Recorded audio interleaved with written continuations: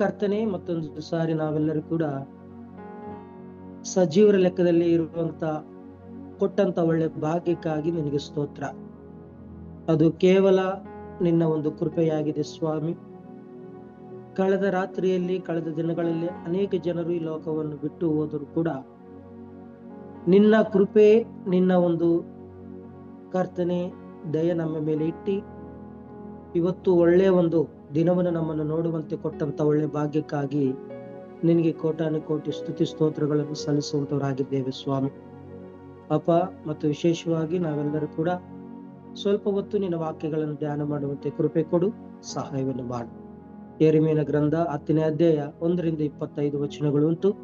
ಅದರಲ್ಲಿರುವಂತಹ ಸತ್ಯವನ್ನು ಗ್ರಹಿಸುವಂತೆ ಕೃಪೆ ಕೊಡು. ಈ ಪ್ರಾರ್ಥನೆ ಯೇಸುವಿನ ನಾಮದಲ್ಲಿ ಬೇಡಿಕೊಳ್ಳುತ್ತೇನೆ ನಮ್ಮ ತಂದೆ, ಆಮೆನ್. ಪ್ರೀತಿಯುಳ್ಳ ನನ್ನ ಎಲ್ಲ ದೇವ ಜನರೇ, ಇವತ್ತಿನ ಬೆಳಗಿನ ಜಾವದಲ್ಲಿ ನಾವೆಲ್ಲರೂ ಕೂಡ ಪ್ರತಿದಿನವೂ ಜೂಮ್ ಮೀಟಿಂಗ್ ಅಲ್ಲಿ ನಾವು ಪ್ರತಿದಿನ ಭಾಗವಹಿಸ್ತಾ ಇದ್ದೀವಿ. ದೇವರಿಗೆ ಸ್ತೋತ್ರ ಹೇಳುವಂತವರಾಗಿದ್ದೇನೆ.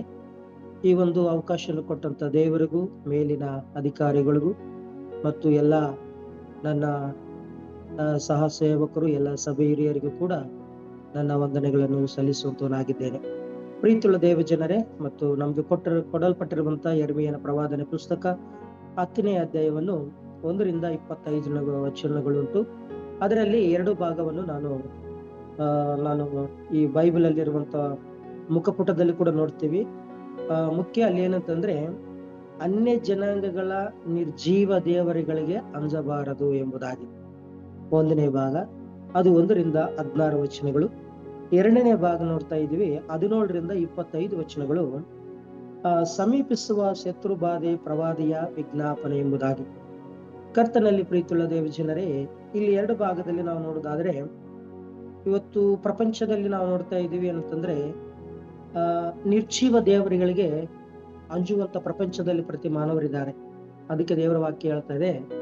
1-10 ವಚನಗಳಲ್ಲಿ ಕೂಡ ನಾವು ಪರಿಶೀಲನೆ ಮಾಡುವುದಾದರೆ, ಇಲ್ಲಿ ಯೆರೆಮೀಯನು ಇಸ್ರಾಯೇಲ್ ಜನರಿಗೆ ಹೇಳುವಂತ ಒಂದು ಮುಖ್ಯ ಉದ್ದೇಶ ಏನಂತಂದ್ರೆ, ಅವರು ಅನೇಕ ವಿಧವಾದಂತ ವಿಗ್ರಹಾರಾಧನೆಗೆ ಅವರು ಬಹಳವಾಗಿ ಅದಕ್ಕೆ ಪ್ರೀತಿಯಾದಂತ, ಅಂದ್ರೆ ವಿಗ್ರಹಾರಾಧನೆ ನಮಗೆ ದೇವರು, ಅದರಲ್ಲಿ ಇರುವಂತ ಶಕ್ತಿಯನ್ನು ಅವರು ಕಂಡುಕೊಂಡು ಅನೇಕ ವಿಧವಾದಂತ ವಿಗ್ರಹಾರಾಧನೆಗೆ ಅವರು ತಮ್ಮ ಜೀವಿತವನ್ನು ಅರ್ಪಿಸಿ ಆ ಇಸ್ರಾಯೇಲ್ ಜನರು ಜೀವಿಸ್ತಾ ಇದ್ರು. ಅದಕ್ಕೆ ದೇವರು ಆ ಯೆರೆಮೀಯನ ಪ್ರವಾದನ ಮುಖಾಂತರವಾಗಿ ಹೇಳ್ತಾ ಇದ್ದಾನೆ ಏನಂತಂದ್ರೆ, ನೀವು ಅನ್ಯ ಜನಾಂಗಗಳಾಗಿರುವಂತ ನಿರ್ಜೀವ ದೇವರುಗಳಿಗೆ ಅಂಜಬಾರದು ಎಂಬುದಾಗಿ.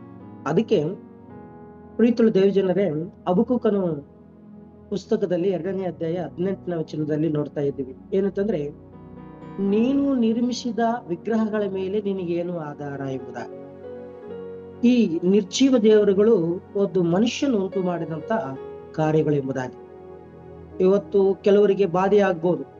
ಇವತ್ತು ಪ್ರಪಂಚದಲ್ಲೆಲ್ಲ ಇವತ್ತು ಒಂದು ಕಲ್ಲು ದೇವರು, ಒಂದು ಮಣ್ಣು ದೇವರು, ಇವತ್ತೆಲ್ಲ ಪ್ರತಿಯೊಂದು ಪ್ರಕೃತಿಯಲ್ಲಿ ಇರುವಂತದ್ದೆಲ್ಲ ದೇವರು ಅಂತ ಇದ್ದಾನೆ ಮನುಷ್ಯನು. ಅದಕ್ಕೆ ಜೀವ ಇಲ್ಲ. ಅದಕ್ಕೆ ದೇವರ ವಾಕ್ಯ ಹೇಳ್ತಾ ಇದೆ, ನೀನು ನಿರ್ಮಿಸಿದ ವಿಗ್ರಹಗಳ ಮೇಲೆ ನಿನಗೇನು ಆಧಾರವಾಗಿದೆ. ಹಬಕ್ಕೂಕನ ಪುಸ್ತಕ 2ನೇ ಅಧ್ಯಾಯ 18ನೇ ವಚನದಲ್ಲಿ ನೋಡ್ತೇವೆ. ಅದೇ ರೀತಿಯಲ್ಲಿ ಕೂಡ ಇವತ್ತಿನ ದಿವಸ ಪ್ರತಿ ಮಾನವರು ಕೂಡ ಇದರಲ್ಲಿ ಏನಾಗಿದ್ದಾರೆ ಅಂತಂದ್ರೆ ಬಹಳ ಸಂತೋಷವಾಗಿದ್ದಾರೆ. ಅಪೊಸ್ತಲ ಕೃತ್ಯಗಳು 7ನೇ ಅಧ್ಯಾಯ 41ನೇ ವಚನದಲ್ಲಿ ನೋಡ್ತೇವೆ, ತಾವು ನಿರ್ಮಾಣ ಮಾಡಿಕೊಂಡಂತ ವಸ್ತುಗಳಲ್ಲಿ ಉಲ್ಲಾಸ ಪಡ್ತಾ ಇದ್ದಾರೆ. ಇವತ್ತು ನೋಡ್ರಿ, ಈ ದೇವರು, ಆ ದೇವರು, ನಮ್ಮ ಮನೆ ದೇವರು, ಹೊರಗಿನ ದೇವರು, ಮತ್ತೆ ಊರು ಹೊರಗಿರುವಂತವ್ರ ದೇವರು, ಊರ ಆಚೆ ಇರುವಂತವ್ರ ದೇವರು, ಅನೇಕ ವಿಧವಾದಂಥದ್ದಲ್ಲಿ ನಾವು ಹಳ್ಳಿ ಪ್ರದೇಶದಲ್ಲಿದ್ದೀವಿ, ಹಳ್ಳಿಯ ಒಂದು ಸ್ಥಾನದಲ್ಲಿದ್ದೀವಿ. ಅನೇಕ ವಿಧವಾದಂಥ ದೇವರುಗಳ ಹೆಸರುಗಳು ಹೇಳ್ತಾ ಇರ್ತಾರೆ. ಆದರೆ ಇವತ್ತು ಸಾಕ್ಷಾತ್ ಸರ್ವೇಶ್ವರರನ್ನು, ನಮ್ಮನ್ನು ಉಂಟು ಮಾಡಿದಂತ ದೇವರನ್ನು ಮರೆತು ಬಿಟ್ಟಿದ್ದಾರೆ ಇವತ್ತು ಅನೇಕ ಜನ. ಅದನ್ನೇ ಯೆರೆಮೀಯನು ಇಸ್ರಾಯೇಲ್ ಜನರಿಗೆ ಹೇಳ್ತಾ ಇದ್ದಾರೆ, ನೀವು ಅಂಜಬಾರದು ಎಂಬುದಾಗಿ. ಅದಕ್ಕೆ ಪ್ರೀತಿಯುಳ್ಳ ದೇವ ಜನರೇ, ಯೋಬನ ಪುಸ್ತಕದಲ್ಲಿ 31ನೇ ಅಧ್ಯಾಯ 14-15 ವಚನದಲ್ಲಿ ಕೂಡ ನೋಡ್ತಾ ಇದ್ದೀವಿ, ನಮ್ಮನ್ನು ರೂಪಿಸುವವನು ದೇವರು, ನಾವು ರೂಪಿಸುವವರು ದೇವರಲ್ಲ ಎಂಬುದಾಗಿ ಯೋಬನು ಹೇಳ್ತಾ ಇದೆ. ಇವತ್ತು ನಮ್ಮನ್ನು ಉಂಟು ಮಾಡಿದವರು ಯಾರು ಎಂಬುದಾಗಿ ನಾವು ಪರಿಶೀಲನೆ ಮಾಡ್ಕೋಬೇಕು. ಇವತ್ತಿನ ದಿವಸ ಅನೇಕ ಜನರು ನಮ್ಮನ್ನು ಸೃಷ್ಟಿ ಮಾಡಿದಂತ ದೇವರು ನಮ್ಮನ್ನು ಯಾವ ರೀತಿಯಲ್ಲಿ ಸೃಷ್ಟಿ ಮಾಡಿದ್ದಾರೆ, ನಮಗೆ ಜೀವ ಕೊಟ್ಟಂತವ್ರು ಯಾರು, ನಿರ್ಜೀವಿಗಳ ನಾವು ಕೈಯಿಂದ ಮಾಡಿದಂತ ಆ ದೇವತೆಗಳು ನಮ್ಮನ್ನು ಉಂಟು ಮಾಡಿದಾರ ಎಂಬುದಾಗಿ ನಾವು ಆಲೋಚನೆ ಮಾಡಬೇಕು. ಅದಕ್ಕೆ ಒಂದು ಒಳ್ಳೆ ಘಟನೆ, ಈ ಒಂದು ಬೈಬಲ್ ಅಲ್ಲಿ ಒಂದು ಸಂದರ್ಭವನ್ನು ನಾನು ನಿಮಗೆ ವಿಚಾರಣೆ ಅದರಲ್ಲಿ ತೋರಿಸುವಂತವನಾಗಿದ್ದೇನೆ. ಒಂದು ನಡೆದಂತ ಘಟನೆ ಪ್ರೀತಿಯುಳ್ಳ ದೇವ ಜನರೇ. ಅದಕ್ಕೆ 1ನೇ ಅರಸುಗಳು 18ನೇ ಅಧ್ಯಾಯದಲ್ಲಿ ಒಂದು ಒಳ್ಳೆ ಒಂದು ಸಂದರ್ಭ ನಡೆದಿದೆ. ಆ 1ನೇ ಅರಸುಗಳು 18ನೇ ಅಧ್ಯಾಯದಲ್ಲಿ ನಾವು 1ರಿಂದ 46 ವಚನಗಳಲ್ಲಿ ಕೂಡ ಇಲ್ಲಿ ಒಬ್ಬ ವ್ಯಕ್ತಿ ನಮಗೆ ಕಾಣುತ್ತಾನೆ. ಯಾರಂತಂದ್ರೆ ಎಲಿಯನು. ಈ ಎಲಿಯನು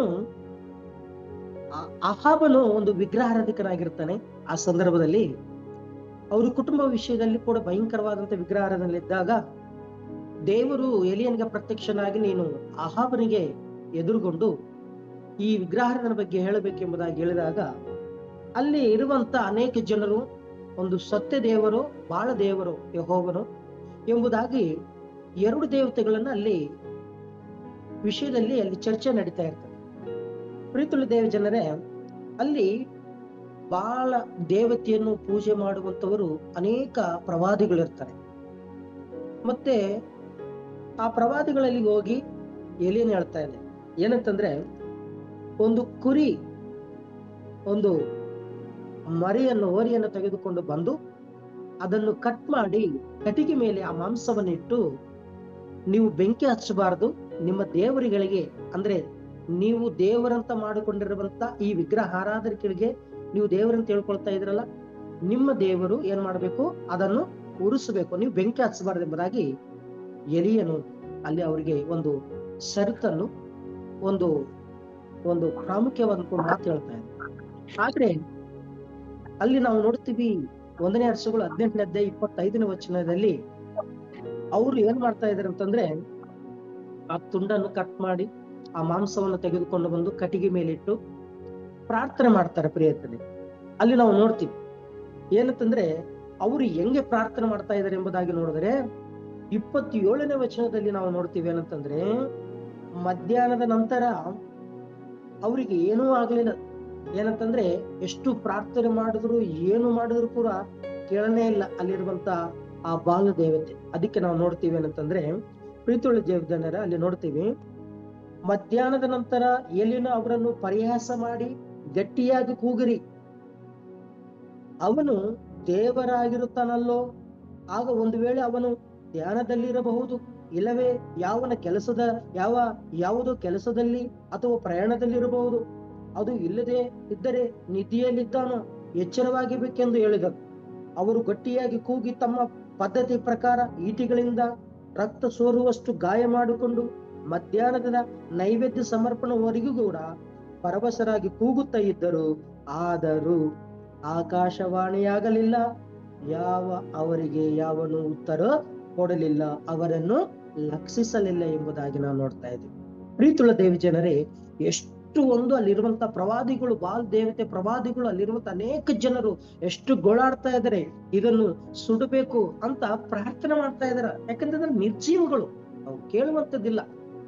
ಅದಕ್ಕೆ ಪ್ರೀತಿಯುಳ್ಳ ದೇವ ಜನರೇ, ಇಲ್ಲಿ ನಾವು ನೋಡ್ತಾ ಇದ್ವಿ 36ನೇ ವಚನದಲ್ಲಿ ಕೂಡ ನೋಡ್ತಾ ಇದೀವಿ ಏನಂತಂದ್ರೆ, ಅಲ್ಲಿ ಏಲಿಯನ್ ಹೇಳ್ತಾ ಇದ್ದಾನೆ ನೋಡ್ರಿ. ಏಲಿಯನ್ ಯಾವ ರೀತಿಯಲ್ಲಿ ಪ್ರಾರ್ಥನೆ ಮಾಡ್ತಾ ಇದ್ದಾನೆ ಅಂತಂದ್ರೆ, ಸದ್ಯ ನೈವೇದ್ಯದ ಹೊತ್ತಿಗೆ ಪ್ರವಾದಿಯಾದ ಏಲಿಯನು ವೇದಿಯ ಹತ್ತಿರ ಬಂದು, ಅಬ್ರಾಮ್, ಇಸಾಕ್, ಇಸ್ರಾಯೇಲ ದೇವರೇ ಯೆಹೋವನೇ, ನೀನೊಬ್ಬನೇ ಇಸ್ರಾಯೇಲ ದೇವರಾಗಿರ್ತಿ ಎಂಬುದನ್ನು ನಾನು ನಿನ್ನ ಸೇವಕನಾಗಿರುವುದೆಂಬುದನ್ನು ಇದನ್ನೆಲ್ಲ ನಿನ್ನ ಅಪ್ಪಣೆ ಮೇರೆಗೆ ಮಾಡಿದ್ದೇನೆಂದು ಇವತ್ತು ತೋರಿಸಿಕೊಡು, ಕಿವಿಗೊಡು ಯೆಹೋವನೇ, ಕಿವಿಗೊಡು, ಯೆಹೋವನಾದ ನೀನೇ ಒಬ್ಬನೇ ದೇವರು, ಈ ಜನರ ಮನಸ್ಸನ್ನು ನಿನ್ನ ಕಡೆಗೆ ತಿರುಗಿಸಿಕೊಳ್ಳುವುದಕ್ಕೆ ಆಗುತ್ತಿರುವ ಎಂಬುದನ್ನು ಅವರಿಗೆ ತಿಳಿಯಪಡಿಸಿ ಎಂಬುದಾಗಿ ಪ್ರಾರ್ಥಿಸಿದನು.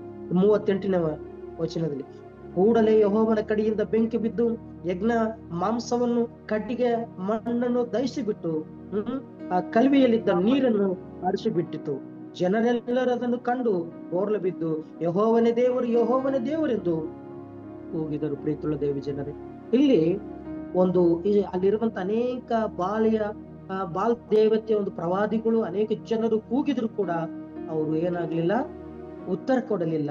ಆದರೆ ಎಲಿಯನು, ದೇವರೇ ನೀನೊಬ್ಬನೇ ಯೆಹೋವ ದೇವರು, ಈಗ ನಿನ್ನ ಮುಖಾಂತರವಾಗಿ ನಾನು ಕಾರ್ಯವನ್ನು ಮಾಡಬೇಕೆಂಬುದಾಗಿ ಪ್ರಾರ್ಥನೆ ಮಾಡಿಕೊಳ್ಳೆ ತಕ್ಷಣ ಆಕಾಶದಿಂದ ಬಂದು ಜೀವವುಳ್ಳಂತ ದೇವರು ಆ ಪ್ರಾರ್ಥನೆ ಕೇಳಿ ಅದನ್ನು ದಯಿಸಿ ಬಿಟ್ಟನ್ನು ಪ್ರೀತಿಯೊಳ್ಳಿ ನಾವು ನೋಡ್ತಾ ಇದ್ದೀವಿ. ಪ್ರೀತಿಯುಳ್ಳ ದೇವಜನ, ಯಾಕಂತಂದ್ರೆ ಈ ನಿರ್ಜೀವಗಳಿಗೆ ನಾವು ಅಂಜಬಾರದೆಂಬುದಾಗಿ ದೇವರ ವಾಕ್ಯ ಹೇಳ್ತಾರೆ. ಅದಕ್ಕೆ ನಾವು ನೋಡ್ತಾ ಇದ್ದೀವಿ ಏನಂತಂದ್ರೆ ಅನೇಕ ವಿಷಯದಲ್ಲಿ ಕೂಡ ನಾವು ಈ ವಾಕ್ಯದಲ್ಲಿ ಕೂಡ ನೋಡ್ತಾ ಇದ್ದೀವಿ. ಪ್ರೀತಿಯುಳ್ಳ ದೇವಜನರ, ಅಲ್ಲಿ 40ನೇ ವಚನ ನೋಡ್ರಿ, 1ನೇ ವರ್ಷಗಳ 40ನೇ ವಚನ. ಆಗ ಎಲಿಯನು ಅವರಿಗೆ, ಬಾಳ ಪ್ರವಾದಿಗಳೆಲ್ಲರೂ ಹಿಡಿಯಿರಿ, ಅವರೆಲ್ಲರೂ ಒಬ್ಬನು ತಪ್ಪಿಸಿಕೊಳ್ಳಬಾರದು ಎಂದು ಆಜ್ಞಾಪಿಸಲು ಅವರನ್ನು ಹಿಡಿದರು. ಅವನು ಅವರನ್ನು ಕಿಸೋಪಳ್ಳಕ್ಕೆ ಒಯ್ದು ಅಲ್ಲಿ ಕೊಲ್ಲಿಸಿದನು. ಅಂತಂದ್ರೆ ಇವತ್ತು ಅನೇಕ ವಿಧವಾದಂತ ವಿಗ್ರಹಾರಾಧಿಕರು, ಅನೇಕ ವಿಧವಾದಂತ ನಿರ್ಜೀವಗಳಿಗೆ ಕೆಲಸವನ್ನು ಮತ್ತು ಆರಾಧನೆ ಮಾಡುವಂತವ್ರು ಇದ್ದಾರೆ ಎಂಬುದಾಗಿ ನಾವು ನೋಡ್ತಾ ಇದ್ದೀವಿ. ಆದ್ರೆ ಇಲ್ಲಿ ನಿರ್ಜೀವಗಳಿಗೆ ಏನಾಗ್ತಾ ಇದೆ ಅಂತಂದ್ರೆ ಏನು ಉತ್ತರ ಕೊಡಲಿಲ್ಲ, ಏನು ಸ್ಪಂದನೆ ಆಗ್ಲಿಲ್ಲ ಎಂಬುದಾಗಿ ನೋಡ್ತಾ. ಅದಕ್ಕೆ ಪ್ರೀತಿಯುಳ್ಳ ದೇವಜನರೇ, ದೇವರ ವಾಕ್ಯದಲ್ಲಿ ನಾವು ನೋಡ್ತಾ ಇದ್ದೀವಿ. ಆ ಕೀರ್ತನೆ 115ನೇ ಕೀರ್ತನೆಯಲ್ಲಿ ನಾವು ನೋಡ್ತೀವಿ ಏನಂತಂದ್ರೆ 115ನೇ ಅಧ್ಯಾಯ 4ರಿಂದ 8 ವಚನಗಳಲ್ಲಿ ನೋಡ್ತೀವಿ ಏನಂತಂದ್ರೆ, ಅವುಗಳಿಗೆ ಚಲನವಿಲ್ಲ, ಮಾತಿಲ್ಲ, ಮಾತಾಡುವುದಿಲ್ಲ, ನೋಡುವುದಿಲ್ಲ, ಮತ್ತು ಅವುಗಳನ್ನು ನಾವು ಹೊತ್ತುಕೊಂಡು ಹೋಗಬೇಕೆಂಬುದಾಗಿ ದೇವರ ವಾಕ್ಯ ಹೇಳ್ತೀವಿ. ಇವತ್ತು ಈ ಮಾತುಗಳನ್ನು ಹೊರಗಡೆ ಪ್ರಪಂಚದಲ್ಲಿ ನಾವು ಸುವಾರ್ತೆ ಸಾರಕ್ಕೆ ಹೋದ್ರೆ ಇವತ್ತು ಬಹಳ ಅಡಚಣೆ ಆಗ್ತಾ ಇದೆ. ಅದರ ಸತ್ಯ ತಿಳ್ಕೊಳ್ತಾ ಇದೆ ಇವತ್ತು ಪ್ರಪಂಚ. ಅದಕ್ಕೆ ನಾವು ಧರ್ಮೋಪದೇಶ ಕಾಂಡದಲ್ಲಿ ನಾವು ನೋಡ್ತೇವೆ ಏನಂತಂದ್ರೆ 32ನೇ ಅಧ್ಯಾಯದಲ್ಲಿ ಕೂಡ ಒಂದು ಒಳ್ಳೆ ಮಾತಿದೆ. ಧರ್ಮೋಪದೇಶ ಕಾಂಡ 32ನೇ ಅಧ್ಯಾಯ ಅಲ್ಲಿ 17ನೇ ವಚನದಲ್ಲಿ ನಾವು ನೋಡ್ತೀವಿ, ಇಸ್ರಾಯೇಲ್ ಜನರು ಏನ್ ಮಾಡಿದಾರೆ ಅಂತಂದ್ರೆ, ದೇವರು ಅಲ್ಲದ ಕ್ಷುದ್ರ ದೇವತೆಗಳಿಗೂ ಪಿತೃಗಳ ಭಜಿಸದೆ ತಮ್ಮ ಮುಂಚಿತವಾಗಿರುವ ಗೊತ್ತಿಲ್ಲದೆ ಇರುವ ನೂತನ ದೇವತೆಗಳಿಗೆ ಬಲಿಯನ್ನರ್ಪಿಸುತ್ತಿದ್ದರು. ಗೊತ್ತಿಲ್ಲದ ದೇವತೆಗಳಿಗೆ ಬಲಿಯನ್ನು ಅರ್ಪಿಸ್ತಾ ಇದ್ದಾರೆ. ಇವತ್ತು ಒಂದು ಗಿಡ ದೇವರು, ಒಂದು ಕಲ್ಲು ದೇವರು, ಮಣ್ಣು ದೇವರು, ಮನುಷ್ಯನ ದೇವರು ಎಂಬುದಾಗಿ ಇವತ್ತು ಪ್ರಪಂಚದ ಹೇಳ್ಕೊಂತ ಇವತ್ತು ನಿಂತಿದೆ. ಅದಕ್ಕೆ ನಮ್ಮ ದೇವರು ಏನಾಗಿದೆ ಎಂಬುದಾಗಿ ನಾವು ಕೀರ್ತನೆಯನ್ನು ನೋಡ್ತಾ ಇದ್ದೀವಿ. ನಮ್ಮ ದೇವರು ಏನಾಗಿದೆ ಎಂಬುದಾಗಿ ನೋಡ್ತಾ ಇದ್ದೀವಿ. ಪ್ರೀತಿಯುಳ್ಳ ದೇವಜನರೇ, ಅಲ್ಲಿ ಕೀರ್ತನೆಯಲ್ಲಿ 76ನೇ ಅಧ್ಯಾಯದಲ್ಲಿ ನಾವು ನೋಡ್ತೀವಿ ನಮ್ಮ ದೇವರು ಏನಾಗಿದ್ದಾನೆ ಎಂಬುದಾಗಿ ನಾವು ನೋಡುವುದಾದರೆ 76ನೇ ಕೀರ್ತನೆ 7ನೇ ವಚನ, ದೇವರು ನೀನು ಮಹಾಭಯಂಕರನು, ನೀನು ಸಿಟ್ಟುಗೊಂಡಾಗ ನಿನ್ನ ಮುಂದೆ ಯಾರು ನಿಂತಾರು. ಭಯಂಕರವುಳ್ಳಂತ ದೇವರು. ಅದಕ್ಕೆ ಇಲ್ಲಿ ನಾವು ಯೆಶಾಯನ ಪ್ರವಾದನ ಪುಸ್ತಕ 10ನೇ ಅಧ್ಯಾಯದಲ್ಲಿ 10ನೇ ವಚನದಲ್ಲಿ ನೋಡ್ತೀವಿ ಏನಂತಂದ್ರೆ, ಯೆಹೋವನಾದರೂ ಸತ್ಯ ದೇವರು, ಆತನು ಚೈತನ್ಯ ಸ್ವರೂಪನಾದ ದೇವನು, ಶಾಶ್ವತ ರಾಜನಾಗಿದ್ದಾನೆ. ಆತನ ಕೋಪಕ್ಕೆ ಭೂಲೋಕವು ನಡುಗುತ್ತದೆ, ಜನಾಂಗಗಳು ಆತನ ರೋಷವನ್ನು ತಾಳಲಾರರು, ಆತನ ಸಿಟ್ಟಿಗೆ ತಾಳಲಾರರು. ಭಯಂಕರನು, ಭೂಮಿ ನಡುಗುತ್ತದೆ ಎಂಬುದಾಗಿ ನೋಡ್ತೇವೆ, ಪ್ರಪಂಚವು ನಡುಗುತ್ತೆ ಎಂಬುದಾಗಿ ಹೇಳ್ತದೆ. ಮತ್ತೆ ಇಂಥ ಜೀವವುಳ್ಳಂತ ದೇವರಿಗೆ, ಇಂಥ ಸರ್ವಶಕ್ತನಾಗಿರುವಂತ ದೇವರಿಗೆ, ಇಂಥ ನಮ್ಮನ್ನು ಉಂಟು ಮಾಡಿದಂತ ದೇವರಿಗೆ ನಾವ್ಯಾಕೆ ಭಯಪಡ್ತಾ ಇಲ್ಲ? ಇವತ್ತೊಂದು ಚಿಕ್ಕ ಹುಳಕ್ಕೆ ಭಯಪಡುವಂತ ಮನುಷ್ಯನಾಗಿದ್ದಾರೆ, ಒಂದು ಚಿಕ್ಕ ಗಾರಿಗಳಿಗೆ ಭಯಪಡುವಂತನಾಗಿದ್ದಾರೆ ಮನುಷ್ಯನು. ಒಂದು ಹುಳ, ಒಂದು ಹಾವಿಗೆ, ಒಂದು ಮನುಷ್ಯನಿಗೆ ಭಯಪಡ್ತಾ ಇದ್ದಾನೆ. ಆದರೆ ಜೀವವುಳ್ಳಂತ ದೇವರಿಗೆ ನಾವು ಭಯಪಡ್ತಾ ಇಲ್ಲ. ಯಾಕೆ ಅಂತಂದ್ರೆ ನಮ್ಮಲ್ಲಿ ಇರುವಂತ ಅನೇಕ ವಿಧವಾದಂತ ಒಂದು ವ್ಯತಿರೇಕವಾಗಿರುವಂತ, ಅಂದ್ರೆ ದೇವರಿಗೆ ವಿರೋಧವಾದಂತ ಕಾರ್ಯಗಳು ನಮ್ಮಲ್ಲಿ ಇದೆ. ದೇವರಿಗೆ ನಾವು ಭಯಪಡ್ಬೇಕು. ಅದಕ್ಕೆ ಹೇಳ್ತಾ ಇದ್ದಾನೆ ಇಲ್ಲಿ ಭಕ್ತನು ಯೆರೆಮೀಯನು, ನೀವು ನಿರ್ಜೀವ ದೇವರುಗಳಿಗೆ ಅನ್ಸಬಾರ್ದು, ಅವರಲ್ಲಿ ಚಲನವಿಲ್ಲ, ಅವರು ಕೈಗಳಿಂದ ಕೆತ್ತಿರುವಂತ ಅವು ಬಂಗಾರಗಳಂತಿದೆ, ಅವ ಮಾಡಿದವರು ಅವರಂತಿರುವ ದೇವರ ವಾಕ್ಯ ಹೇಳ್ತದೆ. ಅದಕ್ಕೆ ನೋಡ್ರಿ ಪ್ರೀತಿಯುಳ್ಳ ದೇವಜನರೇ, ಅದೇ 18ನೇ ಕೀರ್ತನೆಯಲ್ಲಿ 7-8 ವಚನಗಳಲ್ಲಿ ನಾವು ನೋಡಿದ್ರೆ, ದೇವರು ಸಿಟ್ಟಿನಿಂದ ಭೂಮಿ ಗಡಗಡ ನಡುಗುತ್ತದೆ. ಭೂಮಿ ನಡುಗುತ್ತಾ ಇದೆ, ಒಂದು ಪ್ರಕೃತಿ ಭಯಪಡ್ತಾ ಇದೆ ದೇವರಿಗೆ, ಪ್ರಕೃತಿಯಲ್ಲಿರುವಂತ ಮನುಷ್ಯನು ಭಯಪಡ್ತಾ ಇದ್ದಾರೆ. ಅದಕ್ಕೆ ದೇವರ ವಾಕ್ಯ ಹೇಳ್ತದೆ, ನಾವು ಯಾವತ್ತೂ ಕೂಡ ನಿರ್ಜೀವಗಳಿಗೆ ನಾವು ಭಯಪಡಬಾರದು, ಜೀವವುಳ್ಳಂತ ದೇವರಿಗೆ ನಾವು ಭಯಪಡಬಾರದು. ಅದಕ್ಕೆ ನಮ್ಮ ದೇವರು ಯಾರು ಎಂಬುದಾಗಿ ನೋಡುವುದಾದ್ರೆ, ಅಲ್ಲಿ ಯೋಹಾನನ ಬರೆದ ಸುವಾರ್ತೆ 4ನೇ ಅಧ್ಯಾಯ 24ನೇ ವಚನ ನಿಮ್ಗೆಲ್ಲರಿಗೂ ಗೊತ್ತುಂಟು. ಅಲ್ಲಿ ಯೇಸು ಸ್ವಾಮಿಯವರು ಹೇಳ್ತಾರೆ ತಂದೆಯಾದ ದೇವರ ಬಗ್ಗೆ ಏನಂತಂದ್ರೆ, ಅಲ್ಲಿ ಒಳ್ಳೆ ಒಂದು ಮಾತಿದೆ, ದೇವರು ಆತ್ಮಸ್ವರೂಪನು, ಆತನನ್ನು ಆರಾಧಿಸುವರು ಆತ್ಮಿಕ ರೀತಿಯಲ್ಲಿ ತಕ್ಕಂತೆ ನಾವು ಹಾಗೆ ಆರಾಧಿಸಬೇಕು ಎಂಬುದಾಗಿ. ಆತ್ಮಿಕ ರೀತಿ, ದೇವರ ಆತ್ಮಸ್ವರೂಪನು, ದೇವರು ಕಣ್ಣಿಗೆ ಕಾಣುವುದಿಲ್ಲ, ದೇವರು ನಮ್ಮ ಮಧ್ಯದಲ್ಲಿರ್ತಾನೆ. ನಮ್ಮ ಚಲನೆ, ನಮ್ಮ ನಡೆ ನುಡಿಗಳೆಲ್ಲ ನೋಡ್ತಾ ಇರ್ತಾರೆ. ಅವ್ರಿಗೆ ನಾವು ಭಯಪಡ್ಬೇಕು. ನಿರ್ಜೀವ ಕಟ್ಟಿಗೆಗೆ, ಕಲ್ಲಿಗೆ ನಾವು ಯಾವತ್ತೂ ಕೂಡ ಭಯಪಡಲೇಬಾರದು. ದೇವರು ನಮ್ಗೆ ಕೊಟ್ಟಿರುವಂತ ವಾಗ್ದಾನ ಇದು. ಒಂದನೇ ಭಾಗದಲ್ಲಿ ಕೂಡ ನಾವು ನೋಡ್ತಾ ಇದ್ದೀವಿ ಪ್ರೀತಿಯುಳ್ಳ ದೇವರ. ಎರಡನೇ ಭಾಗವನ್ನು ನಾವು ನೋಡೋಣ. ಈಗ 17ನೇ ವಚನದಿಂದ ಯೆರೆಮೀಯನ ಪ್ರವಾದನೆ ಪುಸ್ತಕ 10ನೇ ಅಧ್ಯಾಯ 17ರಿಂದ 25ನೇ ವಚನ. ಇಲ್ಲಿ ನಾವು ಏನ್ ನೋಡ್ತಾ ಇದ್ದೇವೆ ಅಂತಂದ್ರೆ, ಎರಡನೇ ಭಾಗದಲ್ಲಿ ಸಮೀಪಿಸುವ ಶತ್ರುಬಾಧೆ ಪ್ರವಾದಿಯ ವಿಜ್ಞಾಪನೆ.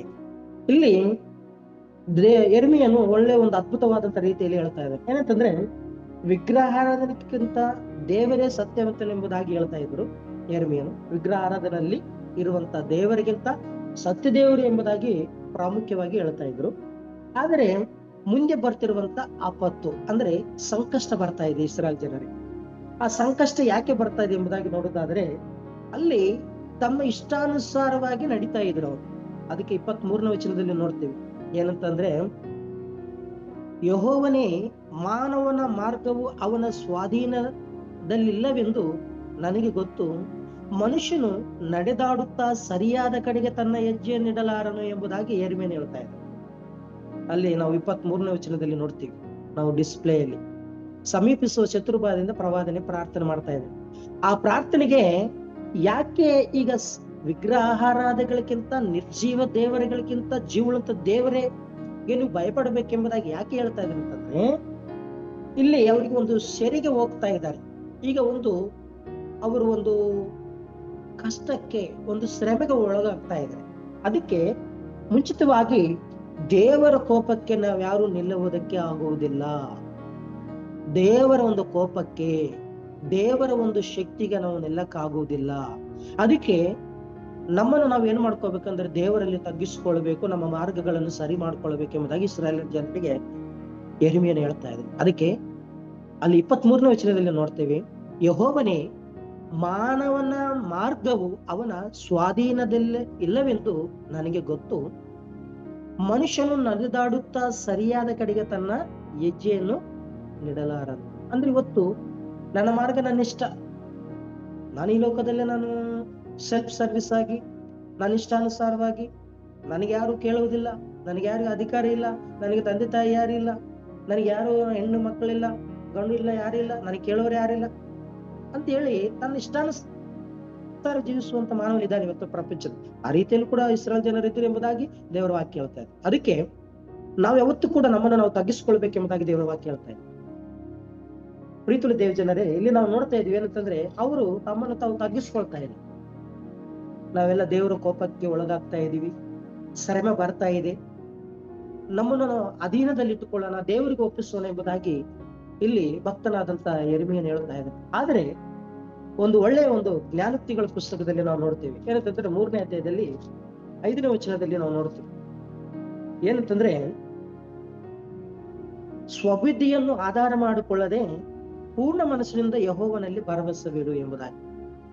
ಇವತ್ತು ಇಸ್ರಾಯೇಲ್ ಜನರು ಕೂಡ ಸ್ವಬುದ್ಧಿಯನ್ನು ಆಧಾರ ಮಾಡಿಕೊಂಡ್ರು, ನಿರ್ಜೀವಗಳಿಗೆ ಭಯಪಡ್ತಾ ಇದ್ರು. ಆದ್ರೆ ಅವರನ್ನು ಒಂದು ಐಗುಪ್ತ ದೇಶದಿಂದ ಕಾನಾನಕ್ಕೆ ನಡೆಸುವಂತ ಆ ಸತ್ಯವನ್ನು ಗ್ರಹಿಸದೆ ತಮ್ಮನ್ನು ತಾವು ಆಧಾರ ಮಾಡ್ಕೊಳ್ಳುತ್ತಾ ಇದ್ದಾರೆ. ಇವತ್ತು ಪ್ರಪಂಚದಲ್ಲಿ ಅನೇಕ ಜನರು ಕೂಡ ಅಷ್ಟೇ. ನಮ್ಮ ಮೇಲೆ ನಾವು ಆಧಾರ ನಡ್ಕೋಬೇಕು, ಇಲ್ಲ ನಮ್ಮ ಕಾಲ ಮೇಲೆ ನಾವು ನಿಂತ್ಕೊಳ್ಬೇಕು, ಇಲ್ಲ ನಮ್ಮ ಕುಟುಂಬವನ್ನು ನಾವು ನೋಡ್ಕೋಬೇಕು. ಇವತ್ತು ಅನೇಕ ವಿಧವಂತ ಮಾತುಗಳು ಆಡ್ತಾ ಇರ್ತಾರೆ ಇವತ್ತು ಪ್ರಪಂಚದಲ್ಲಿ. ಪ್ರೀತಿಯುಳ್ಳ ದೇವ ಜನರೇ, ನಾನು ಹೇಳುವಂತದ್ದು ವಿಷಯ ಏನಂತಂದ್ರೆ, ನಾವು ಪೂರ್ಣ ಮನಸ್ಸಿನಿಂದ ಯೆಹೋವನಲ್ಲಿ ಭರವಸೆ ಇಡಬೇಕು. ನಮ್ಮ ದೇವರು ಆತ್ಮಸ್ವರೂಪ, ಸರ್ವಶಕ್ತನಾಗಿರುವಂತ ದೇವರು, ಈ ಜಗದ್ದು ಒಡೆಯನ್, ಭೂಮಿ ಪಂಚಭೂತಗಳೊತ್ತಿಗೆ ಭಯಪಡ್ತಾ ಇದ್ದೇವೆ. ಪಂಚಭೂತಗಳು ಇವೆಲ್ಲ ಲೋಕವ ತನ್ನ ಮಾತು ಕೇಳ್ತಾ ಇದೆ, ಮನುಷ್ಯನು ಕೇಳ್ತಾ ಇಲ್ಲ. ಅದಕ್ಕೆ ಅವರು ಒಳಪಡ್ತಾ ಇಲ್ಲ. ಅದಕ್ಕೆ ದೇವರ ವಾಕ್ಯ ಕೇಳ್ತದೆ, ಇಲ್ಲಿ ನಾವು ಯಾವತ್ತೂ ಕೂಡ ದೇವರಿಗೆ ಆಧಾರ ಮಾಡಿಕೊಳ್ಳಬೇಕೆಂಬುದಾಗಿ ದೇವರ ವಾಕ್ಯ. ಅದೇ ರೀತಿಯಲ್ಲಿ ಕೂಡ ಜ್ಞಾನೋಕ್ತಿ ಪುಸ್ತಕದಲ್ಲಿ 16ನೇ ಅಧ್ಯಾಯ 9ನೇ ವಚನದಲ್ಲಿ ಕೂಡ ನೋಡ್ತೀವಿ, ಮನುಷ್ಯನು ತನ್ನ ಮನದಂತೆ ದಾರಿಯನ್ನು ಆರಿಸಿಕೊಂಡರೂ ಯೆಹೋವನು ಅವನ ಗತಿಯನ್ನು ಏರ್ಪಡಿಸುವ. ಅಂದ್ರೆ ಮನುಷ್ಯ ತನ್ನ ಮನದಂತೆ ದಾರಿಯನ್ನು ಕಂಡುಕೊಳ್ತಾನೆ. ನಾನು ಹೀಗೆ ಮಾಡ್ಕೋಬೇಕು, ಇದನ್ನ ಮಾಡ್ಬೇಕು, ನನಗಿಷ್ಟ ಬಂದದ್ದು ನಾನು ಮಾಡ್ತೇನೆ ಅಂತೂ ಹೇಳಿಕೊಂಡು ಏನೋ ಮಾಡಿದ್ರು ಕೂಡ ಕೊನೆಗೆ ಯೆಹೋವನು ಅವನಿಗೆ ಗತಿಯನ್ನು ಏರ್ಪಡಿಸುವನಂತಂದ್ರೆ, ನೀನೇನ ಮಾಡಪ್ಪ, ನಾನು ಹೇಳ್ದಂಗೆ ನೀನ್ ಇರ್ಬೇಕಷ್ಟೇ, ನೀನು ಮಿತಿ ಮೀರಿಯಾಗಿ ಏನೋ ಮಾಡ್ತೀಯ ಅಂದ್ರೆ ನಾನು ಬಿಡಲ್ಲ ಎಂಬುದಾಗಿ ದೇವರ ವಾಕ್ಯ. ಕೊನೆಗೆ ಯೆಹೋವನು ಅವನಿಗೆ ಗತಿಯನ್ನು ಏರ್ಪಡಿಸುವಂತಂದ್ರೆ ನೀನ್ ಎಲ್ಲಿರ್ಬೇಕು, ನೀನ್ ಏನ್ ಮಾಡ್ಬೇಕನ್ನೋದು ನನ್ಗೆ ಸರಿಯಾಗಿ ಗೊತ್ತು, ನೀನು ನನ್ನ ಕೈಯಲ್ಲಿದೆ ಎಂಬುದಾಗಿ ದೇವರ ವಾಕ್ಯ. ಅದಕ್ಕೆ ಇಸ್ರಾಯೇಲ್ ಜನರು ಕೂಡ ಅನೇಕ ವಿಧವಾದಂತ ಕಾರ್ಯಗಳಲ್ಲಿ ಕೂಡ ನೋಡ್ತೀವಿ ನಾವು. ಒಂದೇ ಅಷ್ಟು ಭಯಂಕರವಾದಂತ ಕ್ರಿಯೆಗಳಿದ್ದಾರೆ ಇವತ್ತು ಪ್ರಪಂಚದಲ್ಲೂ ಕೂಡ. ಇಸ್ರಾಯೇಲ್ ಜನರಂತೆ ಅನೇಕ ಜನರಿದ್ದಾರೆ. ಪ್ರೀತಿಯ ದೇವ ಜನರೇ, ಕೊನೆಯ ಒಂದು ಮಾತಲ್ಲಿ ಕೂಡ ಹೇಳಿ ನಾನು ಮುಕ್ತಾಯ ಮಾಡ್ತೀನಿ. ಅದಕ್ಕೆ ಜ್ಞಾನೋಕ್ತಿಗಳ ಪುಸ್ತಕದಲ್ಲಿ ಕೂಡ ನೋಡ್ತೀವಿ, 20ನೇ ಅಧ್ಯಾಯದಲ್ಲಿ 24ನೇ ವಚನದಲ್ಲಿ ಕೂಡ ನೋಡ್ತೀವಿ. ಏನಂತಂದ್ರೆ ಅಲ್ಲಿ ಮನುಷ್ಯನಿಗೆ ಗತಿಯನ್ನು ಏರ್ಪಡಿಸುವವನು ಯೆಹೋವನೇ ಆಗಿರುವಲ್ಲಿ ಮನುಷ್ಯನು ತನ್ನ ಮಾರ್ಗವನ್ನು ಹೇಗೆ ತಿಳಿದುಕೊಂಡನು. ನಮ್ಮ ಗತಿ ಏನು, ನಮ್ಮ ಮಾರ್ಗವೇನು ಆತನಿಗೆಲ್ಲ ಗೊತ್ತು, ದೇವರಿಗೆ ಗೊತ್ತು. ಮನುಷ್ಯನು ತಾನು ಮಾರ್ಗವನ್ನು ಹೇಗೆ ತಿಳಿದುಕೊಂಡು ನಾನು ಹಿಂಗೆ ಹೋಗ್ತೀನಿ, ನಾನು ಇದನ್ನೇ ಮಾಡ್ತೀನಿ, ನನಗಿದೇ ಇಷ್ಟ, ನಾನು ಇದೇ ಮಾಡ್ತೀನಿ, ಇದೇ ಅಂತ ನಾವ್ ಯಾವತ್ತು ಅನ್ಕೋಬಾರ್ದು. ಅದಕ್ಕೆ ಹೇಳ್ತಾ ಇದ್ದಾನೆ ಇಲ್ಲಿ, ಎಷ್ಟು ಚಂದ ಹೇಳ್ತಾರೆ, ಮನುಷ್ಯನಿಗೆ ಗತಿಯನ್ನು ಏರ್ಪಡಿಸುವವನು ಯೆಹೋವನೇ ಆಗಿರುವಲ್ಲಿ ನಮ್ಮ ಗತಿ, ನಮ್ಮ ಮಾರ್ಗ, ನಮ್ಮ ನಡೆ ನುಡಿ ಕ್ರಿಯೆಗಳೆಲ್ಲ ಆತನೇ ನಡೆಸ್ತಾ ಇದ್ದಾರೆ ಅಂದ್ಮೇಲೆ ಮತ್ತೆ ನಾವು ಬೇರೆ, ನನ್ನ ಮಾರ್ಗ ಬೇರೆ ಇದೆ, ನಾನು ನಿರ್ಜೀವಿಗಳಿಗೆ ಭಯಪಡ್ತಾ ಇದ್ದೆ, ನಿರ್ಜೀವಿಗಳಿಗೆ ನಾನು ಸ್ಮರಣೆ ಮಾಡ್ತೀನಿ, ಅವ್ರಗಳಿಗೆ ಹೋಗಿ ನಾನು ಇದು ಮಾಡ್ತೀನಿ, ಅವ್ರಗಳಿಗೆ ನಾನು ತಲೆ ಬಗ್ಗಿಸ್ತಾ ಇದ್ದೀನಿ, ಅವ್ರಿಗೆ ನಾನು ನೇರೆ ಹಾಕ್ತೀನಿ. ಇವತ್ತು ಮಾನನಿಗೆ ಬಾನಿಸನಾಗಿರ್ತಾನೆ, ಒಂದು ಅಧಿಕಾರಿಗಳಿಗೆ ಬಾನಿಸನಾಗಿರ್ತಾರೆ. ಇವತ್ತು ಇಂಥವೆಲ್ಲ ದೇವರಿಗೆ ಇಷ್ಟವಾಗಿರುವುದಿಲ್ಲ. ಅದಕ್ಕೆ ಅವತ್ತಿನ ದಿವಸ ಕೂಡ ಇಸ್ರಾಯೇಲ್ ಜನರು, ಅದಕ್ಕೆ ಪ್ರೀತಿಯ ದೇವ ಜನರು ಕೊನೆಯ ಒಂದು ಕೀರ್ತನ ಭಾಗದಲ್ಲಿ ಕೂಡ ನಾವು 119ನೇ ಕೀರ್ತನೆಯಲ್ಲಿ ಕೂಡ ನೋಡ್ತೀವಿ. ಏನಂತಂದ್ರೆ 119ನೇ ಕೀರ್ತನೆ 10ನೇ ವಚನದಲ್ಲಿ ನಾವು ನೋಡುವುದಾದ್ರೆ ಅಲ್ಲಿ ಭಕ್ತನಾಗಿರುವಂತ ಹೇಳ್ತಾ ಇದ್ದಾನೆ. ಏನಂತಂದ್ರೆ 10ನೇ ವಚನದಲ್ಲಿ, 119ನೇ ಕೀರ್ತನೆ 10ನೇ ವಚನದಲ್ಲಿ, ನಾನು ಪೂರ್ಣ ಮನಸ್ಸಿನಿಂದ ನಿನ್ನನ್ನು ಹುಡುಕುತ್ತೇನೆ, ನಿನ್ನ ಆಜ್ಞೆಗಳಿಗೆ ತಪ್ಪಿ ಹೋಗದಂತೆ ನನ್ನನ್ನು ಕಾಯಿ ಎಂಬುದಾಗಿ ನಾವು ಒಪ್ಪಿಸಬೇಕು. ಇವತ್ತು ಎಲ್ಲರೂ ಕೂಡ, ದೇವರೇ ನಿರ್ಜೀವಗಳಿಗೆ ನಾನು ಒಳಪಟ್ಟಿದ್ದೀನ, ಅವುಗಳಿಗೆ ಅಂಜುತ್ತಾ ಇದ್ದೀನ, ನಿನ್ನ ಮಾರ್ಗವನ್ನು ನಾನು ತಪ್ಪಿ ಹೋಗಿದ್ದೇನೆ. ಕರ್ತನ ಮುಂದೆ ಬರ್ತಿರುವಂತ ಶತ್ರು ಬಾಧೆಯಿಂದ ಬರ್ತಿರುವಂತ ಆ ಒಂದು ಬಾಧೆಗಳಿಂದ ನಾನು ಬಿಡುಗಡೆ ಮಾಡಬೇಕಾದ್ರೆ ನಾನು ತಪ್ಪಿ ಹೋಗದಂತೆ ನನ್ನನ್ನು ಕಾಯಿ ಎಂಬುದಾಗಿ ನಾವು ಇವತ್ತು ಪ್ರಾರ್ಥನೆ ಮಾಡಬೇಕು ಪ್ರೀತಿಯ ದೇವ ಜನ. ಅದಕ್ಕೆ ಇಲ್ಲಿ ಯೆರೆಮೀಯನು ಹೇಳ್ತಾ ಇದ್ದಾನೆ ಇಸ್ರಾಯೇಲ್ ಜನರಿಗೆ, ಒಂದು ಅನ್ಯ ಜನಾಂಗಗಳಿಗೆ ಅಂತಂದ್ರೆ ನಿರ್ಜೀವಗಳಿಗೆ ನಾವು ಅಂಜಬಾರದು. ಎರಡನೇದಾಗಿ ದೇವರಲ್ಲಿ ಪ್ರಾರ್ಥನೆ ಮಾಡ್ತಾ ಇದ್ದಾನೆ, ದೇವರೇ ಈ ಮನುಷ್ಯನು ತನ್ನ ಅಧೀನದಲ್ಲಿಲ್ಲ, ನಿನ್ನ ಅಧೀನದಲ್ಲಿಲ್ಲ, ದೇವರೇ ಈತನನ್ನು ಸರಿಯಾದ ಮಾರ್ಗದಲ್ಲಿ ನಡೆಸು ಎಂಬುದಾಗಿ ಅಲ್ಲಿ 23ನೇ ವಚನದಲ್ಲಿ ಆತನು ಪ್ರಾರ್ಥನೆ ಮಾಡ್ತಾ ಇದ್ದಾನೆ. ಇವತ್ತು ನಾವು ಕೂಡ ದೇವರಿಗೆ ಭಯಪಟ್ಟು ಮತ್ತು ನಮ್ಮ ಮಾರ್ಗವನ್ನೆಲ್ಲ ಕೂಡ ದೇವರಿಗೆ ಒಪ್ಪಿಸ್ಬೇಕು. ಅದಕ್ಕೆ ಯೇಸು ಸ್ವಾಮಿ ಅವರು ಹೇಳ್ತಾ ಇದ್ದಾರೆ, ಏನಂತಂದ್ರೆ ನಾನೇ ಮಾರ್ಗವೂ ಸತ್ಯವೂ ಜೀವವಾಗಿದ್ದೇನೆ ಎಂಬುದಾಗಿ. ಯೇಸು ಕ್ರಿಸ್ತನ ಮುಖಾಂತರವಾಗಿ ನಾವೆಲ್ಲರೂ ಕೂಡ ಪರಲೋಕಕ್ಕೆ ಸೇರಬೇಕು. ಅದೇ ಬೈಬಲ್ ಹೇಳುವಂಥದ್ದು. ಇವತ್ತು ನಮ್ಮ ಮಾರ್ಗಗಳು ನಾವು ಅನುಸರಿಸಿದರೆ ಪರಲೋಕಕ್ಕೆ ಹೋಗಕ್ಕೆ ಸಾಧ್ಯ ಇಲ್ಲ. ಅದಕ್ಕೆ ಯೇಸು ಕ್ರಿಸ್ತ ನಮಗೆ ಮಾರ್ಗವಾಗಿದ್ದಾರೆ. ಅದಕ್ಕೆ ಯೇಸು ಕ್ರಿಸ್ತನ ಲೋಕಕ್ಕೆ ಬಂದಿದ್ದಾರೆ. ಆತನಲ್ಲಿ ವಿಶ್ವಾಸ ಬಿಡಬೇಕು, ಆತನಲ್ಲಿ ನಂಬಿಕೆ ಇಡಬೇಕು, ಆವಾಗ ನಾವು ಪರಲೋಕಕ್ಕೆ ಹೋಗೋದಕ್ಕೆ ಸಾಧ್ಯ. ಈ ವಿಗ್ರಹಗಳಿಗೆ ಅಂದ್ರೆ ನಿರ್ಜೀವಗಳಿಗೆ ಭಯಪಟ್ಟು ಸರ್ವಶಕ್ತನಾಗಿರುವಂತ ಆತ್ಮ ಸ್ವರೂಪನಿಗೆ ನಾವು ಭಯಪಡದೆ ನಮ್ಮನ್ನು ನಾವು ತಗ್ಗಿಸಿಕೊಂಡು ದೇವರನ್ನು ಹೆಚ್ಚಿಸುತ್ತಾ ಈ ಲೋಕದಲ್ಲಿ ನಾವು ಜೀವಿಸಿದರೆ ಆ ಪರಲೋಕಕ್ಕೆ ಹೋಗೋದಕ್ಕೆ ಸಾಧ್ಯ. ಅದಕ್ಕೆ ಪ್ರೀತಿಯ ದೇವ ಜನರೇ, ಈ ಯೆರೆಮೀಯನ ಪ್ರವಾದನೆ 10ನೇ ಅಧ್ಯಾಯ ಮುಖಾಂತರವಾಗಿ ದೇವರು ನಮ್ಗೆ 2 ವಿಷಯಗಳು ಹೇಳ್ತಾ ಇದ್ದಾರೆ. ನಾವು ದೇವರಿಗೆ ಭಯಪಡಬೇಕು, ನಮ್ಮನ್ನು ನಾವು ತಗ್ಗಿಸಿಕೊಳ್ಳಬೇಕು. ಅದಕ್ಕೆ ಮಾರ್ಗ ಯೇಸು ಕ್ರಿಸ್ತ. ನಮಗೆ ನಾನೇ ಮಾರ್ಗವು ಸತ್ಯವು ಜೀವ ಆಗಿದ್ದೇನೆ.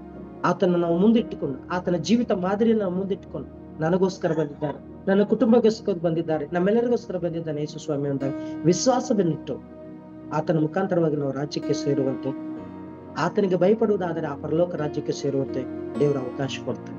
ಅಂತ ಕೃಪೆ ನಮ್ಮೆಲ್ಲರಿಗೂ ಕೂಡ ದೇವರು ಒದಗಿಸಿಕೊಡುವಂತೆ ಈ ವಾಕ್ಯವು ನಮ್ಮೆಲ್ಲರ ಜೀವಿತದಲ್ಲಿ ಆಶೀರ್ವದಿಸಲಿ. ಪ್ರಾರ್ಥನೆ ಮಾಡಿಕೊಳ್ಳೋಣ.